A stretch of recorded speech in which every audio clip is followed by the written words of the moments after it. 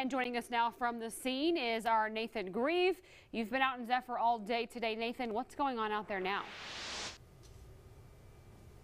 Bob, Stacy, we're here right now in all of the ash, what remains after the fire has swept through this area, and it is just unbelievably hazy. The smoke still just hanging in the air, leaving behind that mesquite smell just so strong in the air right now. And actually, if you follow me over here, we can see that even though the fire itself is gone, there are still some trees that are still actually on fire. That one has an open flame on it right now, and then you can see when the wind picks up, the wind is fairly high, but it's blowing all of these cinders off of the charred remains of trees.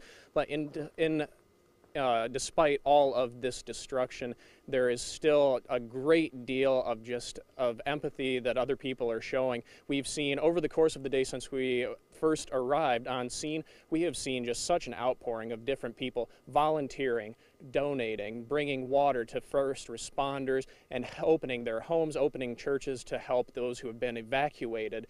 And in fact, let's listen right now. This is from the Brownwood Salvation Army to describe a little bit about how they've been helping out to make sure that people are able to find a bed when they've been away from their homes tonight. We're just very appreciative of our first responders. We're appreciative of this community because anytime anything bad happens in Brown County, the community rallies around its own, and we're just glad that we get to be a part of that. And again, just such an outpouring of support from all of the wider community throughout Brown County. Crews still working to contain this. And in fact, what we've just heard is around, I believe, 1,200 acres still at 0% containment.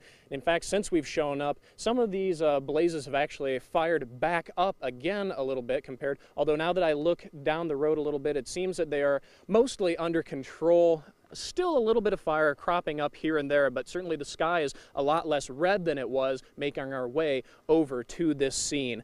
Bob, Stacy, let's turn it back to you. All right, thank you, Nathan, for that live report. Great job out there as well. There are several places offering shelter for those displaced by the fire.